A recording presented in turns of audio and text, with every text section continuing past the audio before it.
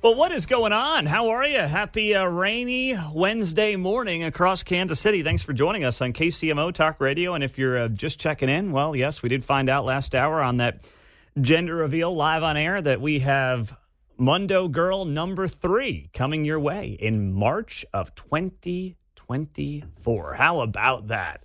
That can only be topped by David Stokes of the Show Me Institute on KCMO. What's up, David? Good morning. Thanks for being here on the show. We appreciate it. Well, first of all, Pete, congratulations on that great announcement. Three kids is a great number, and I'm really happy for you and your wife. Well, thank you very much for that, David. We appreciate it, man. Hey, take me through what's going on here, Jackson County. We followed the story on and off where the county's building this jail.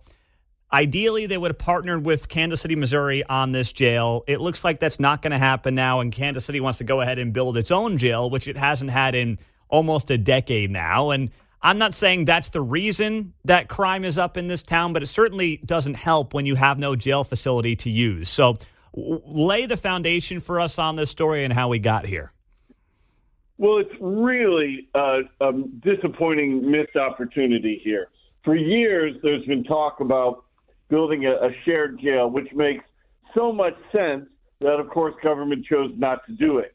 And so it's, for all this talk and planning going back years, it's something I've covered for years. It's just very disappointing to see it work out in the end that the city and the county are both moving forward with their own jails. It's highly, highly disappointing. I don't know who's to blame more, Kansas City or Jackson County or whom, but there's definitely blame to go around. So much duplication of services, so much duplication of effort, so much extra cost for taxpayers here. People should be furious. I saw Jackson County Councilman Manny Arbaca IV said in one of the newspaper quotes on it, said, he was just talking about himself, saying as a taxpayer, he's really upset that they're not working together on it.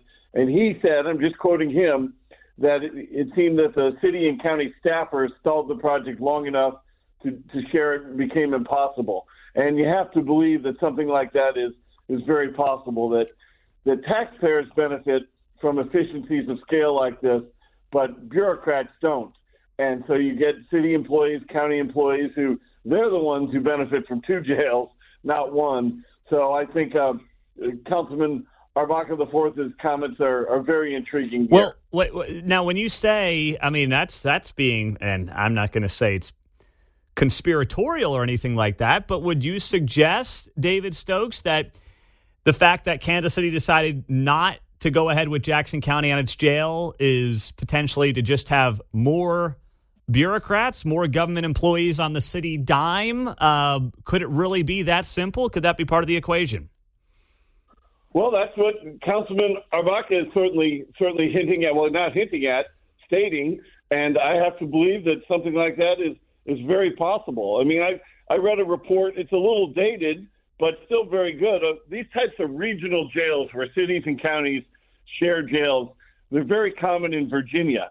And the U.S. Justice Department wrote a report a while back talking about how they really have efficiencies of scale and cost savings in these Virginia regional jails.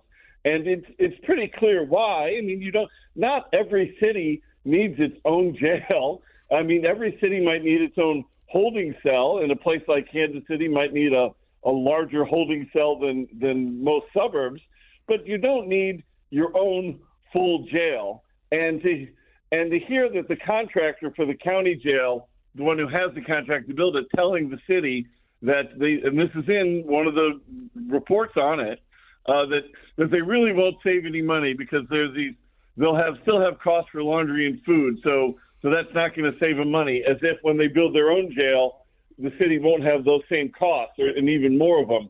It seems like there's just it's like Robert Moses in the Power Broker about how the goal about New York City.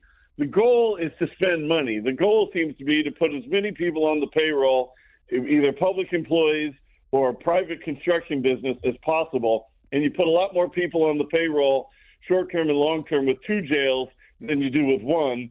And I commend Councilman Arbaca for just coming out and bluntly saying it like that. Mm-hmm. Yeah. It's interesting, too, because Manny Abarca is very progressive. But, it's funny how on certain issues people fall on the right side of things when it comes to expediting and streamlining government services, which, frankly, every municipality, every county, every state in this country should be thinking about right now, David, because, boy, whether it's Jackson County on the tax assessments with property, sales tax continue to go up across the nation.